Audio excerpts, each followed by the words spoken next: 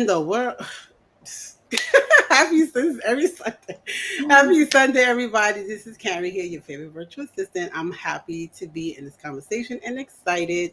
This is actually part two from the last conversation, or the last before that was the last conversation about Black women hair and Black women and hair, natural hair in corporate America. This is actually version number two. So this time we got Tiffany Castagno, and she is an HR curator, and so I'm excited. I am excited for this conversation today. So, Gail, you kick it off, start, and then we go from there. Hi, everybody. Welcome to another Sunday chat. We are really happy to have with us, as Karen said, Emily Williams. She's back, and we are joined by Tiffany. So, to get the ball rolling, I am going to let both ladies just tell us a little bit about themselves, starting with Emily. And then, Tiffany, we're going to get the ball rolling with you with my first question, of course, about the connection between HR, DEI, and, of course, not only here, but several other issues that fall under that umbrella. So, Emily, you can start. Tell us a little bit about yourself, and then we'll go on to Tiffany. Welcome. Yeah, thank you. I'm so happy to be here again this Sunday. Thank you, Gail and Karen. Tiffany, happy to also be with you. My name is Emily R. Williams. I'm a strategic coaching consultant. I coach women of color to own their power at work and in their lives. And I consult with organizations on how to become places where women of color can thrive. Great. Thank you, Emily. Tiffany, what's going on? Tell us all about you. Thank you. I'm so excited to meet Emily and learn from her today, too. And thank you both for having us. So I'm Tiffany Castagno, and I'm CEO and founder of SEFR, which is an acronym for Cultivating the Evolution of Professional HR. And I partner with small to medium businesses to help them curate their culture, create experiences. I always describe it as cultures where people want to stay and where they're not ruined from their employee experiences, because workplace trauma is real. And so my clients are amazing all across the US, but really helping them focus on getting role clarity and building infrastructure and the culture, because culture is living. So I can't wait to get into this today with you all too. Yes. Great. And I'm in Pittsburgh. Yes, and I know that most of you ladies are in the US, except for me. I'm from the Caribbean, but I'm sure that whatever we share today will cross boundaries and we'll be able to apply it globally. So whatever we learn today, I'm sure is going to be valuable to everybody. So I'm going to start with Tiffany, because last time, Tiffany, we spoke a lot about the challenges Black women have sometimes with hair, especially natural hair. And we wanted to find out how does HR manage something like that? Like, what's the real role of HR? Because I know a lot of people view HR as the representation of the company only and not really representative of staff. And like whenever you get a call to go into HR, it's like, oh my God, what have I done? And your deodorant stops working, and you try to think back of like all the different things you did not do that you were supposed to do. And I don't know why that is, but if you can share a little bit about HR, and then how the hair policies, what does HR do to really help us as Black women traverse that very sticky path of wearing my hair natural, which is within my right. Yeah, thank you for that powerful question and invitation. I think where to start? There's so much with the evolution of HR, and there's a reason why my company is an acronym, because we started out an industrial revolution, and we have evolved as a profession. We have really become transformative versus transactional. And so back in the day, you would have these policies where only your natural color hair, where people are used to, having to straighten their hair, people of color, women of color, and just different things where we weren't allowed to bring our whole selves per se. And so that's been a challenge throughout time. And some companies, yes, they still practice as HR is for the company versus practicing people first. And it just started really pouring over here, y'all. So I hopefully you can't hear that. It doesn't disrupt my video. But depending on what that organization's like, the picture that they paint of HR, because sometimes it's like we get rolled under the bus and then rolled back over as to, well, only go see HR as this, or leadership or the organization will try to prevent folks from going to HR. I really see our role as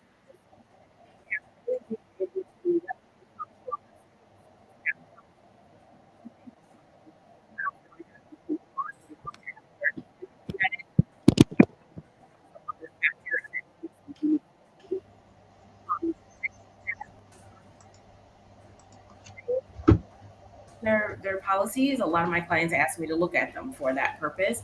But we really should be letting people show up how they are, and being able to own that. And that doesn't always happen. I believe our role is not to own DEI, to work with leadership and the organization and the employees within it to be able to shape the policies. And we should have the pulse on our employees so that we know who they are and what types of policies to shape. And those have to change over time too. And some companies get stuck. Yeah, that's a good one. Yeah, that's also I know that HR's training has changed from, let's say, 10 years, even 5 years ago to now, right? So how important would you say it is now HR personnel to have either training or some kind of skill knowledge DEI? I think it's important. I think, my path has been very organic in this space and into getting into DEIB, because I'm having conversations with employees, because we are the feet on the ground and we have those interactions with people. I think HR people being visible so that people don't only see you when it's something bad or how come I'm coming into HR. I think that is, something really helpful. Um, I think, if we're going to be in these spaces where I think that my the rain is probably impacting me, you all.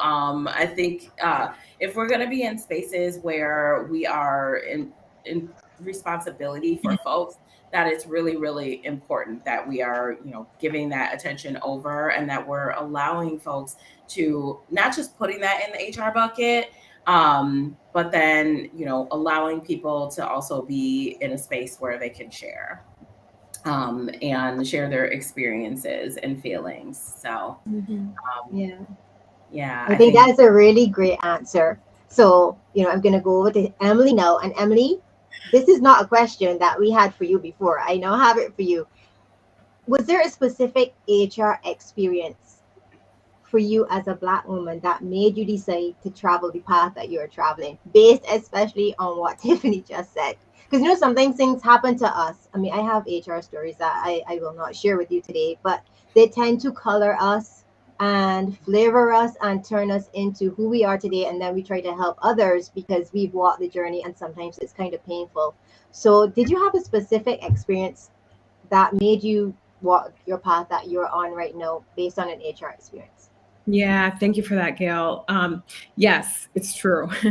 I had an experience with HR where, I was experiencing extreme harassment, bullying. I reported sexual harassment to HR. I reported other forms of toxicity, bullying, discrimination, and HR provided no solutions.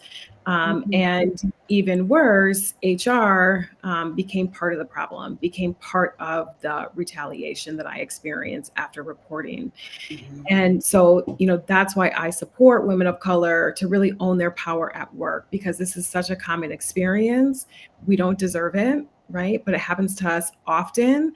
And it really does take strategy. It takes a lot of support and encouragement to do the kind of self-advocating that one needs to do in a workplace when, in particular, HR is not an ally, right? And so that is in large part why I do what I do. I also do what I do because I believe that women of color are best positioned to create the change that we need in the modern workforce, right? That's the other part of it. But I think as it relates to HR, I'm, really happy to hear Tiffany say things like, a people first culture, right? We need that. Mhm.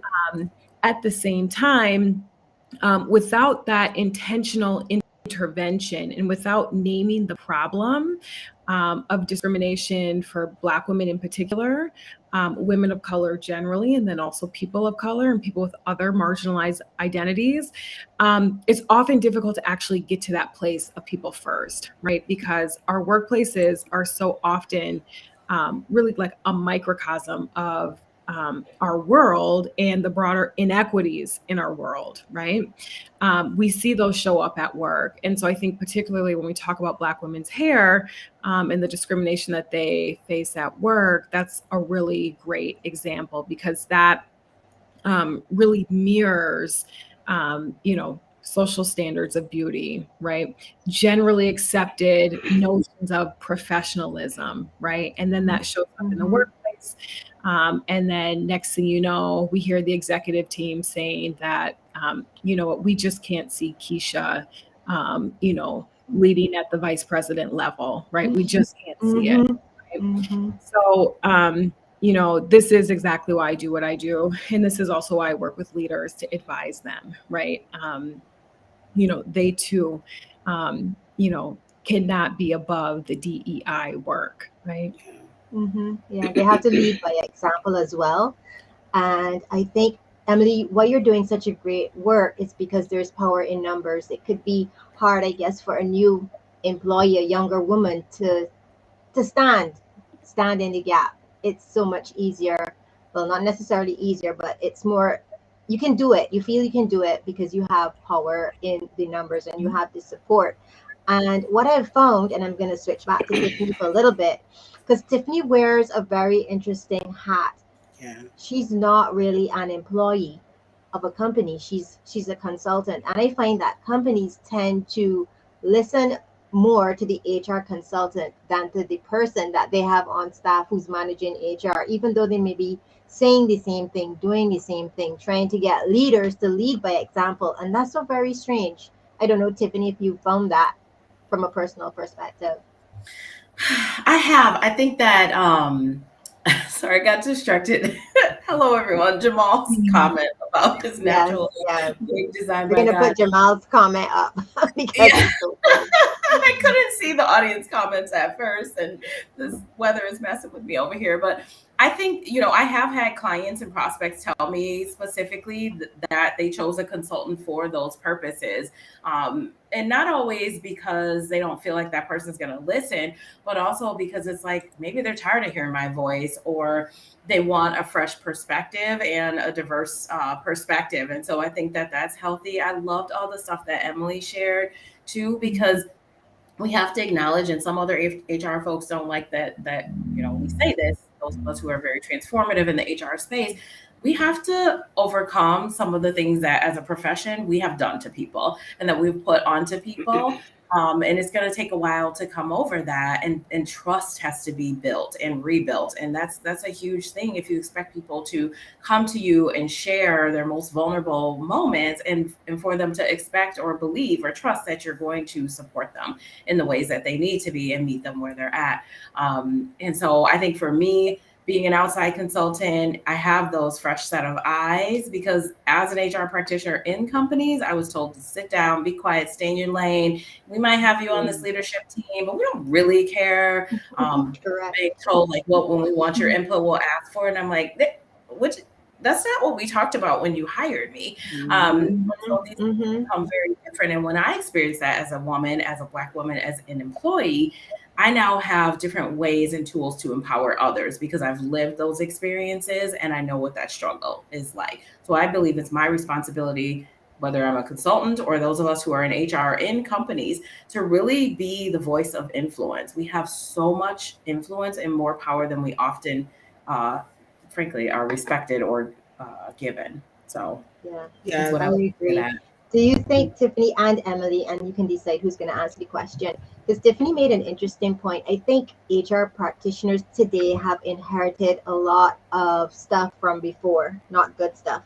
And maybe that's because way back when HR could have been managed by maybe a white person, somebody in a different race. And now you, as a Black person, you're inheriting this stuff and you have to clean it up. So do you think that is one of the issues that we face? So, you've had very conservative HR leaders before our time, and now we are being more active, we're being more vocal, and we find as Black women we are being called to the table, but we still have all of the back end stuff that we inherited that people remember, which made our lives just a little bit more Mhm. difficult. Because you said it yourself, Tiffany, HR, a lot of people don't love HR, but it could be because of the stigma attached to what HR was doing or not doing Mhm. before. Yeah. I think, education in all things is key. And now the sun's starting to come out. Education is key. And I think when we started out as, kind of the enforcers of policy, the dress code police, and all these things, and when maybe there were a lot of folks who, that's the evolution of our industry, where a lot of these things were very transactional, and that's how we were managing through. And now it has since become, giving us more of a stake in the game. And of course, our hat is to wear a risk hat, but it comes farther than that. And I think when you look at the person and these folks who are in leadership who should be owning culture and DEI, when they don't understand who it is they're managing, when they don't have a pulse, when they don't understand diversity, equity, inclusion, belonging, and they're trying to do it in a performative way, it's not healthy. And it places HR in undue burden and in a really difficult position. And especially when you have leaders saying, well, HR told me to do it, or it's because of HR, that's also not healthy. And I think that that's a lot of the reasons why we are where we are, on top of some practitioners just not practicing maybe in the right ways. So, Yeah. Mm-hmm. Yeah, that's Mm-hmm. funny that you mentioned that, because I know even a lot of supervisors, sometime I work, they like to reference HR for everything, right? And it's not necessarily an HR request or demand or whatever that might be, but they always say, well, HR said you can't take this off, or Yeah, HR said, yeah. it's always put on HR. It's And it's always not HR. right, but Mm-hmm. it might not be HR. They probably the one that doesn't want to give you the time off, or it's always something. I just from my experience. And I always wonder, wow, that everything is done on HR, right? And they use HR as a way to manipulate the employees too, to get them to do whatever it is the manager wants to do, whether it's take a day off or they don't want to grant the day off. They use HR sometimes. I came Mm-hmm. to realize that. Yeah, I can speak to that as well. And if you're brave enough, so if you have Emily on your side now and she's coaching you, and you are brave enough to decide, what, I'm just gonna have that conversation with HR myself just to Yeah. confirm, and then you realize that half the time HR doesn't even have a clue that they are being Was quoted yeah. or misquoted, and they're not aware. So you also need a brave person to do that, to step out of the box and decide, what, I'm gonna just have that conversation with HR, myself. But leading on from there, ladies, with hair and culture. So, Karen and I, we normally do a lot of research before we come on our Mhm. Sunday lives. And I saw a very short clip by Denzel Washington, and he was explaining to somebody what culture really is. And he used an example of hair. You saw it where Yes. if you Yes. are a Black person, you know that sizzle of the hot comb coming off of the Yes. stove to your hair. And you go, and Right. as a Black person, you know what that means. And I'm saying, if I am that Black person now, and I am deciding, I don't want to sizzle, I don't want to press my hair, I don't want to go through that grief, because it takes time. It takes time, and it can be painful. I don't want to go through that to fit into a box or to conform to a norm that you're giving me, when I feel my job and my performance of my job is more important than pressing my hair or chemically relaxing my hair or doing something like that. But you can't see it because you need me to look professional. And then the spin off, of course, is that I may miss that promotion that I know I should get because I don't fit into the box of how you think I should look. Have any of you found that? I mean, I'm too young to know about pressing of hair, but I've heard about it.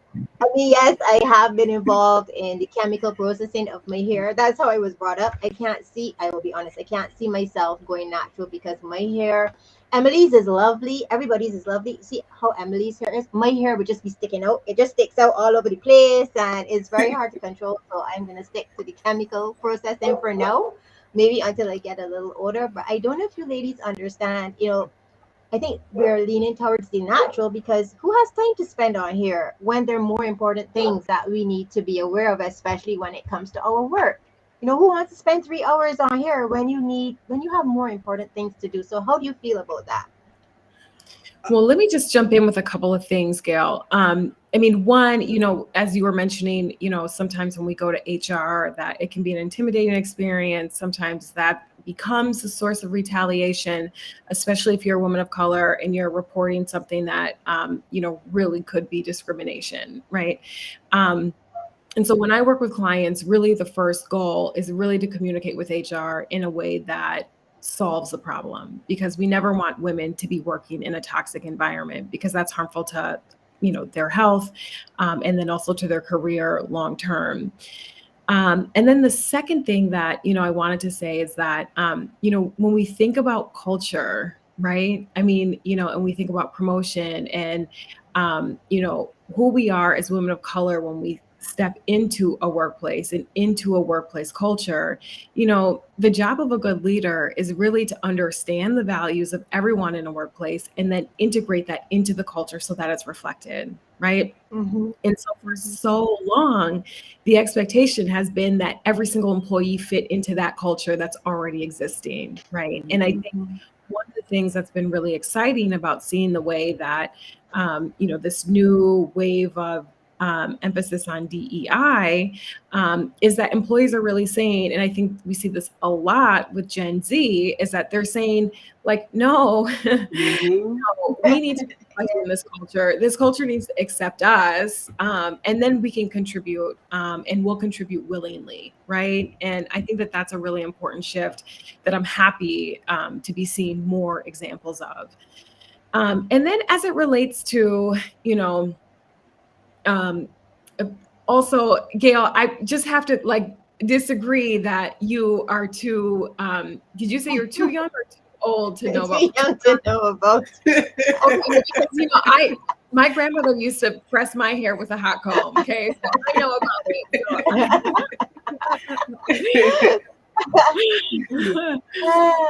And I think too, there's been a drastic reduction in the amount of chemical hair processing agents, right? Or products. And I think that that's a good thing, because what's come out recently is that those chemicals are linked to Mm-hmm. they're cancer causing chemicals, many of them, right? And so I think, yes, it's an issue about time and time management. Well, not time management, but how Yeah, do yeah. time equity, right? How are Mhm. we spending our time? Because this is also then becomes something that's related to our success at work in many instances, right? It's like, this is how it becomes a disparity, because not only do we have to have the degrees, not only do we have to show up at work and do very well, but then also, the expectation is that we alter our appearance such that we can show up and align in some ways with the status quo, right? Or at least not, Mhm. um, you know, Mhm. buck up against it, right? Because then we would be Right. seen as difficult, right? We'd be Yeah. seen Yeah, as oppositional, not a team player, right? All those things. So then here it Mhm. is. We have to spend extra time, working with our hair to make it something that it isn't naturally, right? And then that can also come with a host of other risks to our health and well-being. And so when you really get down to it and look at it, I mean, it really is, just another example of the way that traditional work cultures and the status quo of, professionalism in the modern workforce really is detrimental to Black women. Yeah, I think a lot of employees don't understand that process of just chemically processing your hair, because it is, and even before, at least for me, now I'm realizing how natural hair is being represented, right? Because for a long time, all you see is relaxed perm, and the perm I was packed with different type of Mhm. perm, different name brands of perm. until I seen that Chris Rock movie, For a that's long when I time. started to realize what exactly perm does to you, to your hair, and to your Mm-hmm. body. And that's when I Yeah. decided to create the shift for myself. But just the process, just going between transitioning, it's not an easy process because your hair goes through so many different evolutions through that process. It's not always Mm-hmm. easy to comb.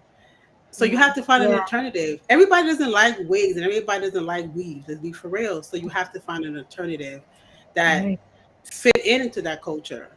Right. Instead of just allowing your hair go through that process itself, because it will go through the process, but it takes a while before it actually gets there. Right. Mm-hmm. Um, you know, but I wanted to know. I know Emily, you mentioned Gen Z. How does because Yeah. it's different now. Gen Z not they're not like what they like getting fired. Not now, but when I first started working, getting fired was like a no.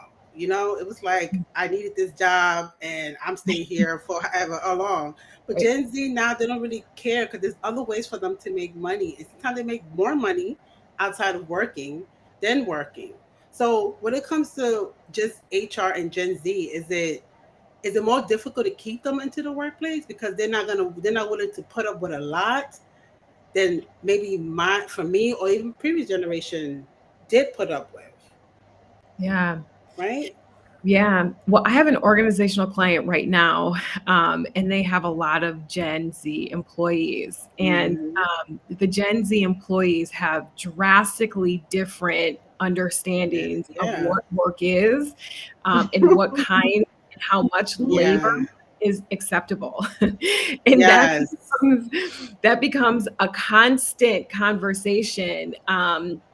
And at times conflict in that particular workplace, Yeah. which is really interesting because the expectation in many ways is that HR is there to support them as people who are working at that organization. Um, and HR is really expecting the traditional exchange of labor for Mm-hmm. compensation, right? Right. And so, Mm-hmm. I think it's really, I think these conversations are important. And, it's also important that, there is a solution that takes into account the perspectives and the needs from both parties, right? Mm-hmm. Mm-hmm. Yeah. Yeah, Tiffany, Definitely. you want to add to that because Emily, you said that for the Gen Zs, it's like they know what they want work to be.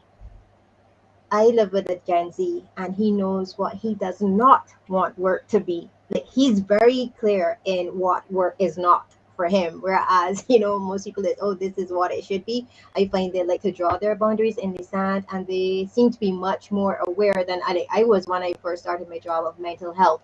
No, this is not working for my mental health. I don't have peace of mind. What you're doing is not right. And if I have that conversation with you and nothing changes, it's like peace out.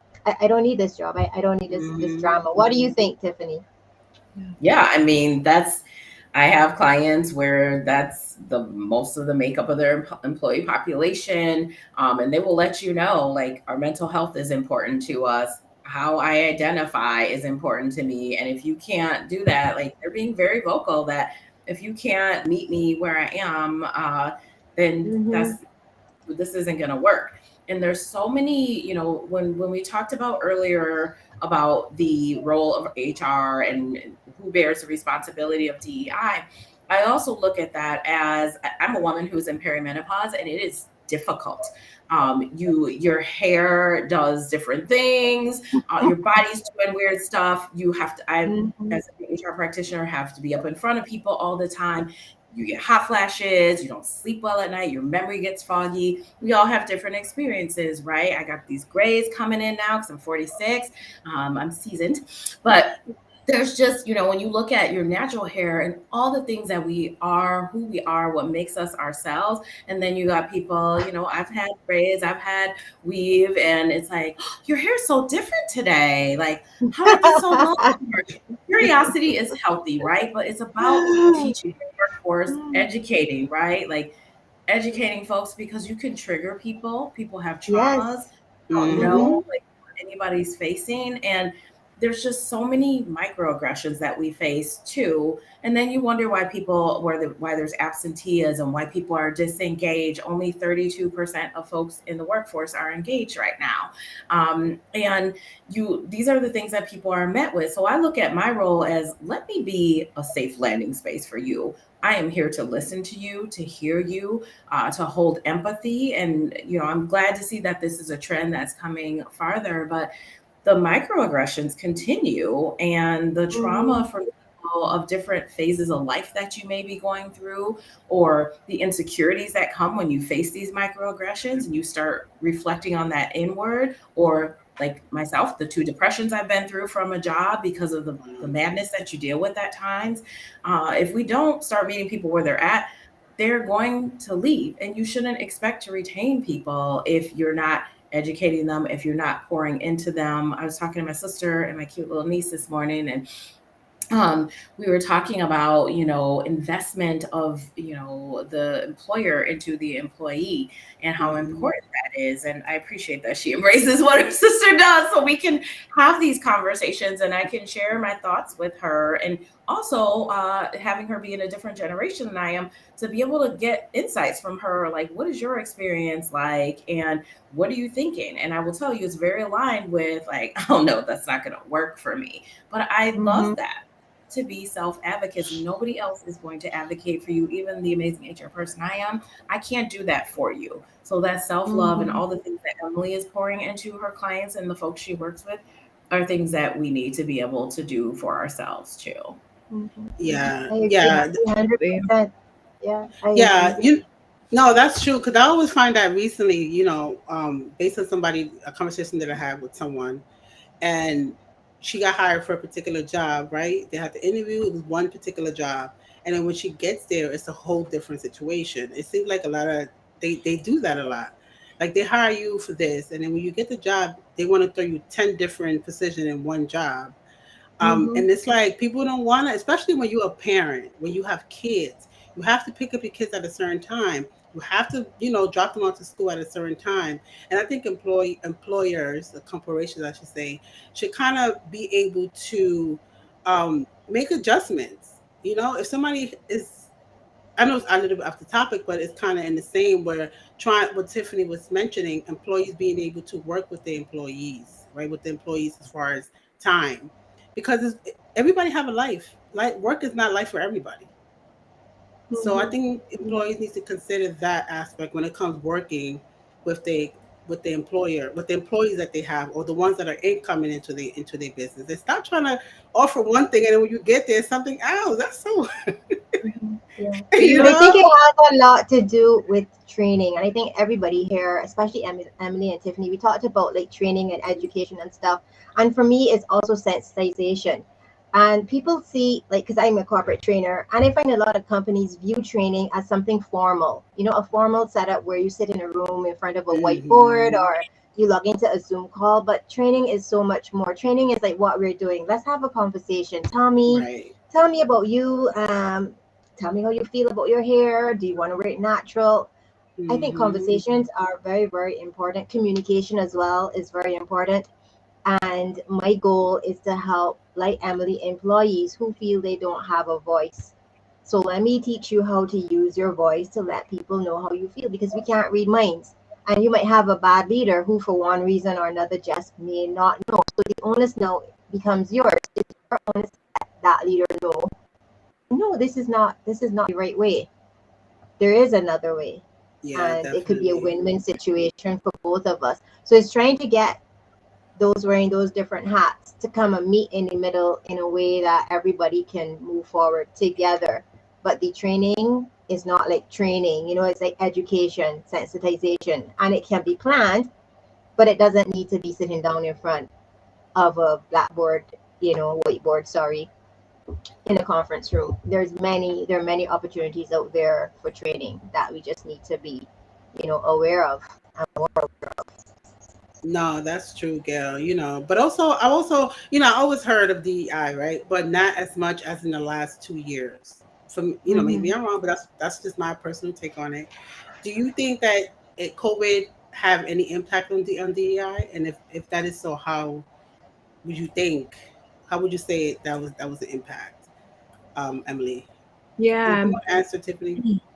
Yeah, I would say COVID was the secondary reason, right? The initial reason was George Floyd and the killing of George Floyd, and then the uprising afterwards, which, Mm-hmm. I think what COVID did for us in that time as a country is that people had so few distractions that you couldn't just ignore another police killing of a Black person, right? Mm-hmm. And that there was, mass uprisings, marches around the world actually in response to the killing of George Floyd.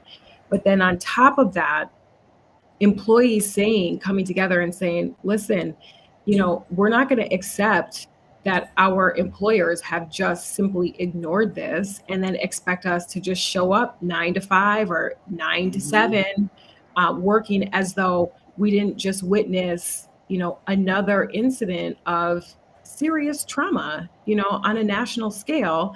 And then we're just going to show up to work as though it didn't happen and as though we're not impacted. And I think that that's been a long time coming.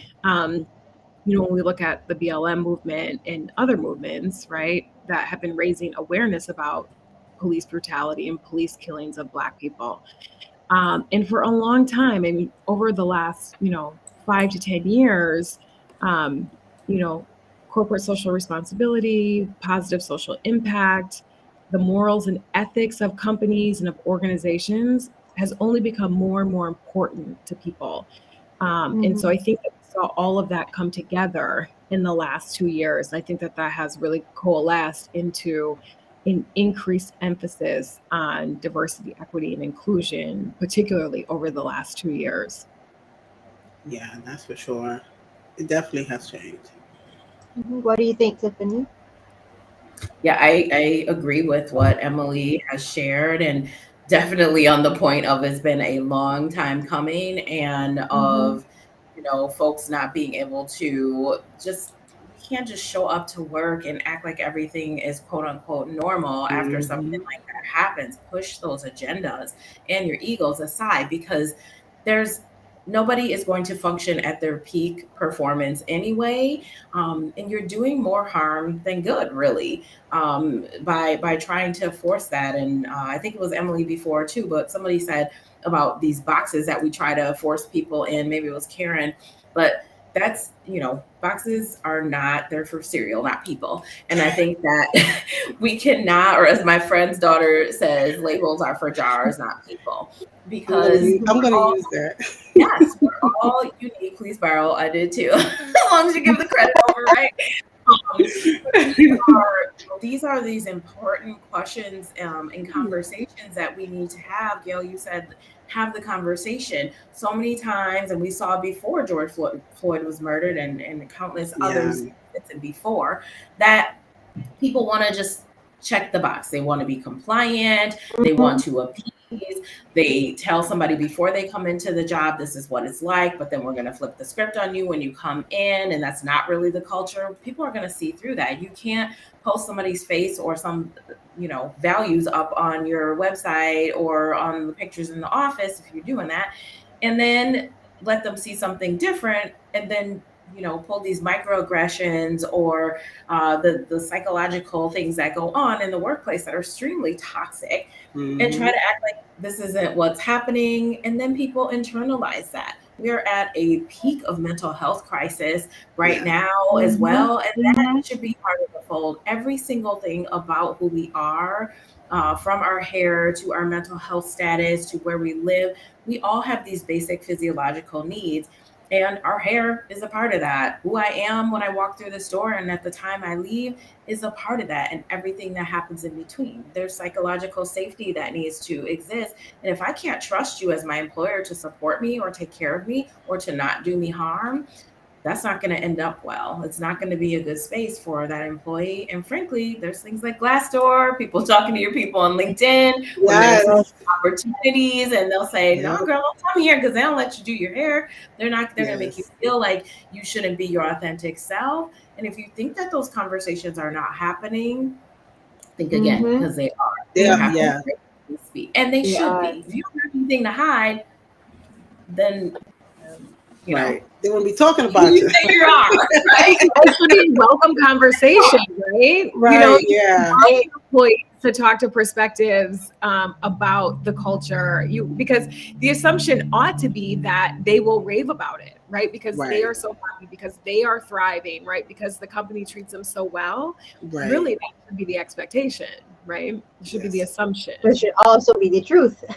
I don't think Right. if you want to be the employer of choice that you're not going to do what you need to do to be the employer of choice, and it's not just going to be on paper, it's going to be through your actions. For me personally, I want to be the bestest Fruit Loop ever in a Frosted Flake cereal box. That's just me. I am the Fruit Looper, and you could be your Frosted Flakes. Why can't I be? Why can't I be a Fruit Loop Frosted Flake box? Fun fact: we actually just bought both of those. Because No, we're made that's up of funny. so many different things. And I mean, we're talking about hair, but I know that I have been discriminated against. And it's very, very subtle because I'm from the Caribbean and most of us have very interesting body parts. We're very slim up top and then we tend to expand at the bottom and stuff like Right. that. And, and it's all these jokes, all these comments. And it's so, for some of us, it's not only hair, it's because you don't That, fit into that slim, sleek that's mold another that topic they in its own. expect. Yeah. So it's not only, That honestly, is. it's not only here, it's a lot of other Yeah. things that form part of your culture that may not be acceptable in another culture, you know? So Yeah. yeah. No, Um that's true, Gail. Karen, do you That's a want to good just point. go over to the comments before we start to wrap Yes. up? I want to thank Yes, yes, everybody. yes. They've been very, very engaging in the comments. I love that Jamal loves his I natural gotta hair highlight this because this and comment he had me wears die. it naturally. I had Very to great, highlight this Jamal. comment. Jamal, you have Jamal likes to snatch wigs too. So Yeah, for those of you he who likes know to snatch Jamal, wigs. he loves don't snatching be, don't be wigs. out there be That's snatching wigs. right now. I'm saying that. He's the wig Yeah, snatcher. yeah. I mean, I don't think that our conversation today is, by any means to suggest that natural hair is the only important thing as far as DEI is concerned Yeah. or HR. We're just Right. saying that it has been highlighted as an issue which needs to be addressed rather than swept under the rug, even though there Yeah. are many other, probably more important things that we could be talking about. Emily raised it.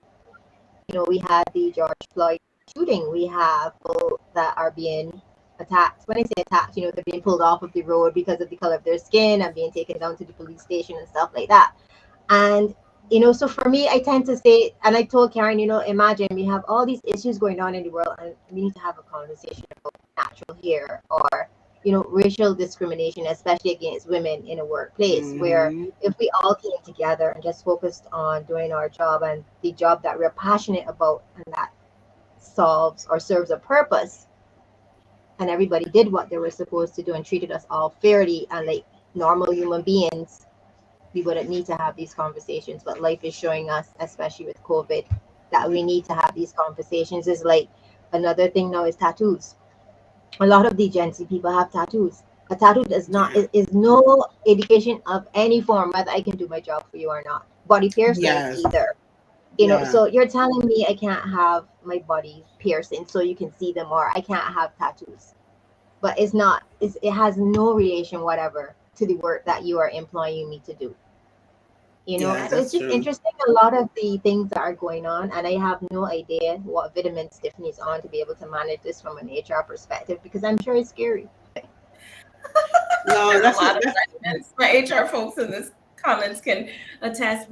But you talk about DIB and COVID and its impacts and HR, like our HR folks are burned out. We are not the only folks. I understand that, but we've been having to navigate all this, plus everybody else's trauma that they're coming, plus trying to support them, plus trying to, support where we are. Even as a consultant, I feel these things because I have to navigate COVID still. I have all these different clients with different policies, and I have my own beliefs about masking or not masking or all the various things that come down. And so trying to even keep up with that is a lot. I think also, Gail, you talked about tattoos, and it's funny you say that too, because that's another thing, right? Like we had to police the tattoos, cover them up. And Mm-hmm. I think even myself as an HR consultant, my tattoos are not visible. They're all on my left, like top shoulder blade. I'm planning to get some more at some point, probably. But there's this fear of doing that. And I remember in the office over the summer being like, oh, my top, like in the back, it kind of swooped. And also I got in trouble from my grandmother when she found out I got them. And so I had that, but I was like, they're showing. And it's like you have, because we are so traumatized by these pieces that, come in the workplace. So I just wanted to touch on that. It's like, again, when you think about DEIB, it's broad. It's everything that makes the person. And I don't perform my job any less better if I have 0 tattoos or 7 tattoos Right. or any of that. So I just wanted to throw that in there quickly. Mm-hmm. That's Yes, very yes, yes. important. I agree. That's This is a great. good question, and I do want to ask this question here because I think it's a question for both of you, for Tiffany and for Emily.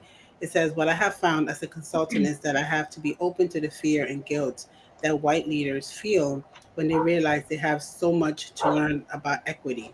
Tiffany and Emily, how do you How handle do you? that? Also, what books have you read about that? Tiffany, I'm gonna let you go first. I was just about to let you go first.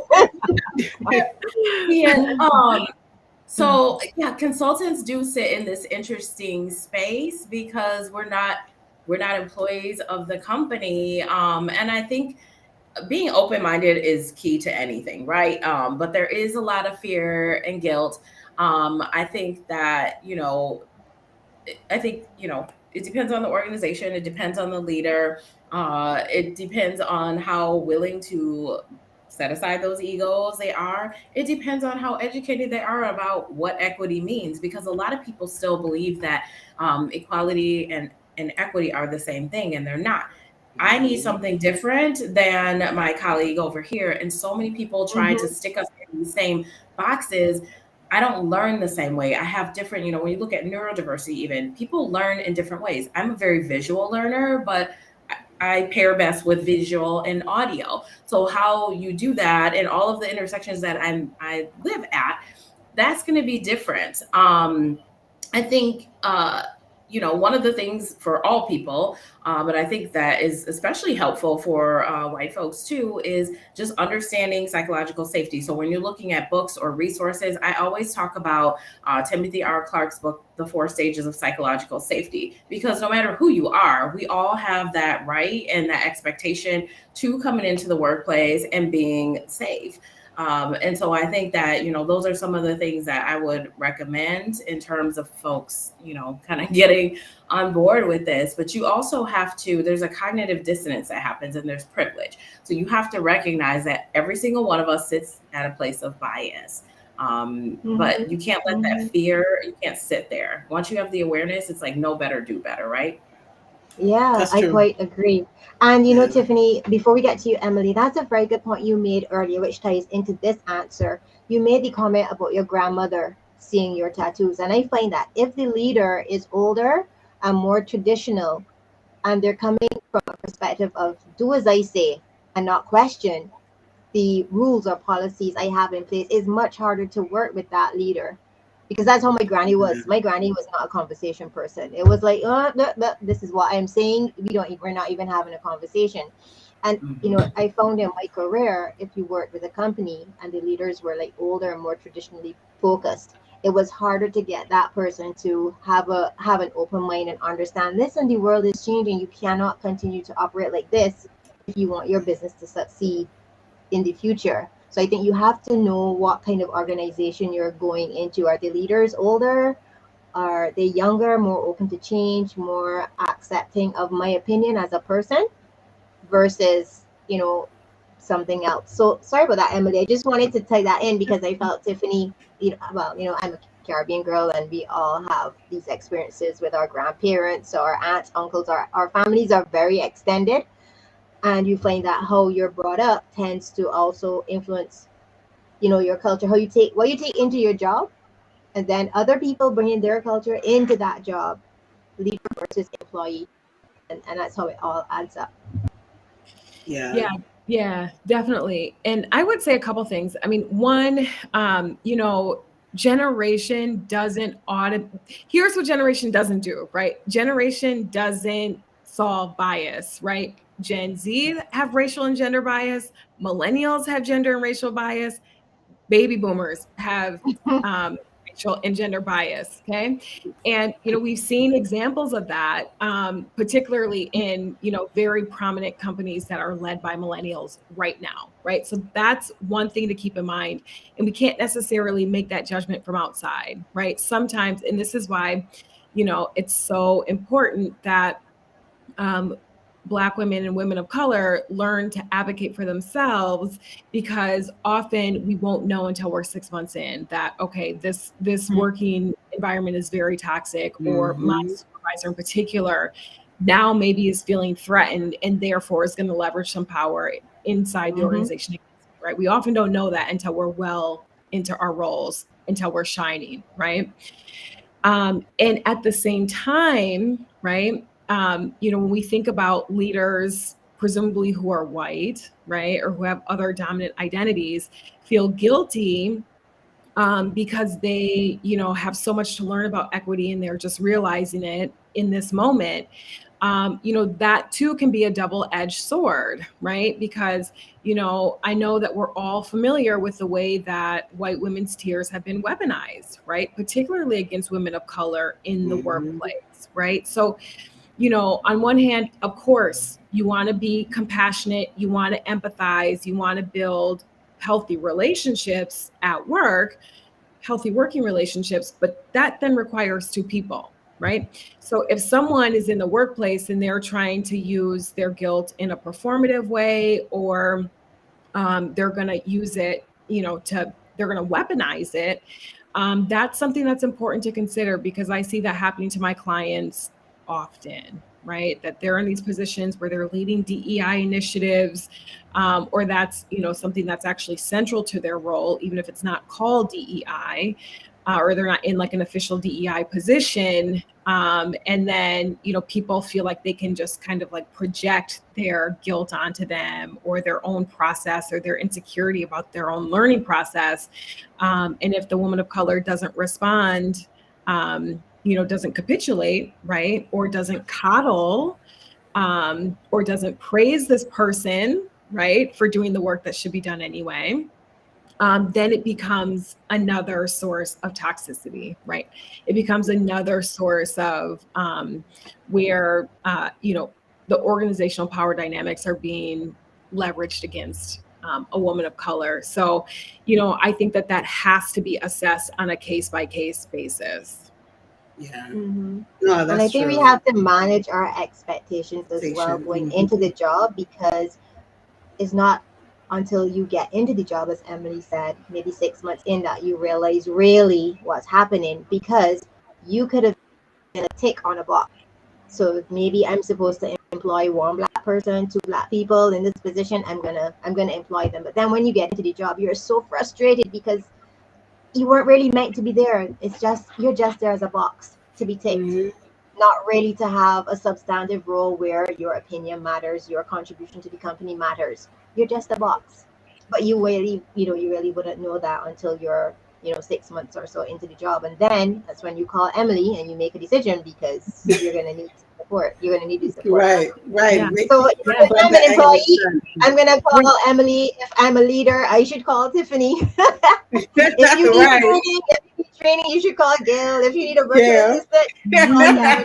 We can tick all those Well boxes. put. Right. No, Got but all that's my But true. angles there's, this covered. conversation has so many moving parts, really, that, No, it does. I think Yeah. as an individual now in today's world of work, you really need to know. You need to be aware of all these moving parts, because you need to be prepared, because sometimes how you expect something to unfold, you may get something totally different, and you need to make a different kind of decision.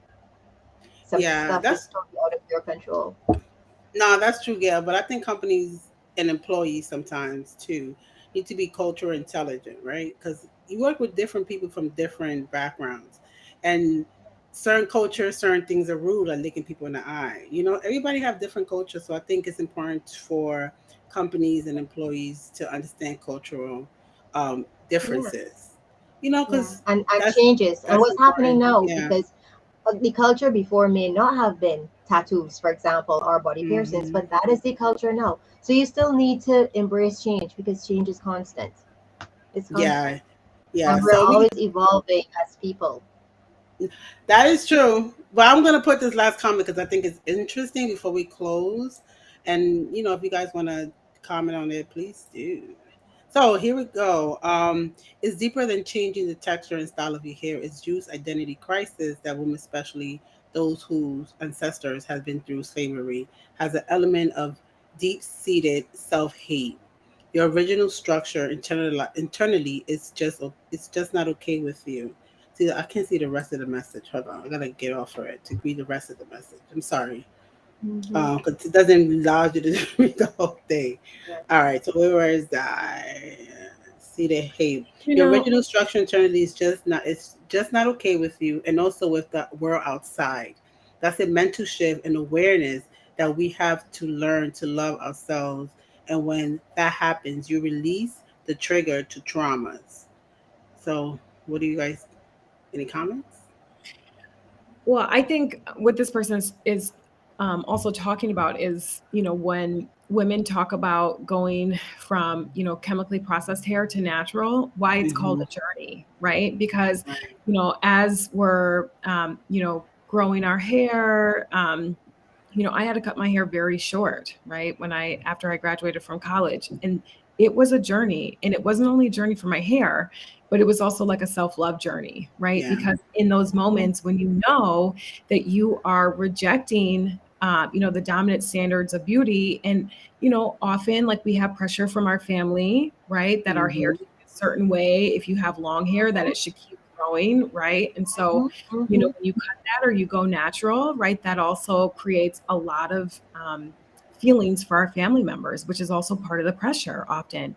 But in that journey, right, of saying, okay, well, I'm prioritizing what's best for me, what's healthiest for my hair, right, that also implicit in that is self-love, right? And that's like such a journey. And I think that that's also what this person is talking about.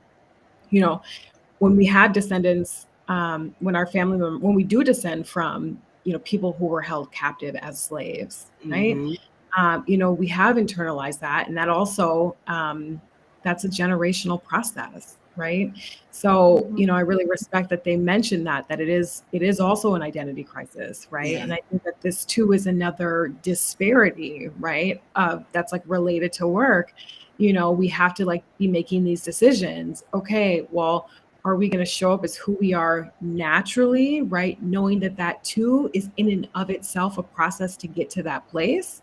Um, or are we going to, kind of go this other route, which in many ways, can be safer, right? Can feel better for a lot of reasons. And there's no judgment, depending on whatever way anybody chooses. But it's a real dilemma that, Black women have to face, right? Which is also a disparity. So Yeah. I think that that's That's why we talk about, going natural as a journey oftentimes, and why it's so Hmm. meaningful to us. Yeah. no, that's true. That's a good point, Emily. Just to hear journey, at least for myself. Um, I remember cutting my hair because my hair had fell out because I when I had colored.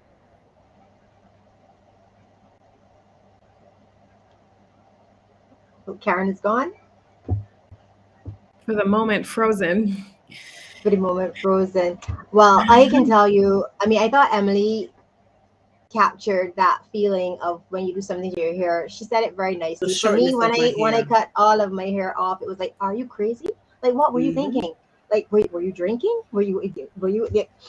There is no positive when somebody thinks that you are supposed to fit into the box, and especially with Hmm. your. I keep going back to my granny. There are things you're supposed to do, things you're supposed to say. There is a way you're supposed to be. Your hair is supposed to be long. You're not supposed to, and then No. you take yourself in because you're not getting and the support into work. And get the same response, it's, it doesn't take any away from the other person. So I think all these agendas people have for you, you want to have for yourself. Yeah. No, that's true. Hmm? The connection went in and out. So Yeah, it is. I mean, today, okay. So, guys, we are about to be closing. I know I enjoyed today's conversation. In closing, ladies, any comments? Any first of all, before you comment, how can we reach you? Like, how can they get connected with you? well, you can find me on LinkedIn as Emily R. Williams. And then you can also find me on Instagram at Hey Emily Raquel. Okay, so I'm gonna put your information for anybody who want to connect with Emily. This is her LinkedIn. Please connect with Emily, and I'm gonna put Tiffany's as well. So connect with these two beautiful ladies, and connect with me and Gail too. Connect with Yeah, yeah. anybody who you want to, who you feel aligned to connect with. Really, that's really my thing. But um, Great. I'm gonna put your website here too, Emily. If anybody wants to, they want to send your email or have a question, because Yeah. I think I said that before. Sometimes people have a certain problem at work, and they don't feel comfortable putting the question for everybody to see, right? Right, So exactly. I think if you do have a concern, whether it's HR, whether it's for Tiffany or for Emily, please send them an email or connect with them via this LinkedIn platform and send them a message, because you never know. I would feel that somebody's always seems to be the looky loos out there, looking. And so for those Right. people, please connect with them. Um, And so, sorry, And go let me ahead. also just say this, Karen. And we're opening our community for professional women of color in January. So Oh, if you're okay. interested in that, reach out to me now because we have a couple of bonus offers if you join now. So if you're interested in that, if you're experiencing like microaggressions or any kind of workplace challenges, the community is for you. So Yes, yes. Ooh, Emily be back next week, guys. But before we go, I'm gonna tell you guys she'll be back next week. yep. But Tiffany, how can people connect with you? Yeah, LinkedIn's probably the easiest. I'm pretty active on there. So you can reach me at Tiffany Castagno on LinkedIn. You can go to my website at www.sapphireconsulting.com. And I'm taking a break from other social media right now. So LinkedIn's probably the best. So I would love to have a conversation, support you, whatever that looks like. And now I get to be connected with Emily. So I'm super excited. Yes. So I did put both of these ladies' information on the comments. So please, like I stated before, connect with them. If you want to see what they're about, you want to learn more about them, you want to learn about me, you want to learn about Gail, connect with all of us. And Emily will be back next week as well. Okay. Why Mhm. Black women are central to workplace DEI. That will be the topic coming up next week. So don't miss it and be back here with your drink at 12:30 p.m. Eastern Standard Time. Lady, Yes. Thanks, everything is everybody. Great Thank Well, you. conversation. Ladies, very proud of you. Thank you for representing. thank you. Thank you. First of all, before we closing, Tiffany, Emily, thank you so much for just accepting this invitation of me and Gail's. I appreciate that so much. Thank thanks for you. having us. Yeah, thank Thank you. Great to you. be here as always. Yes. Bye, guys.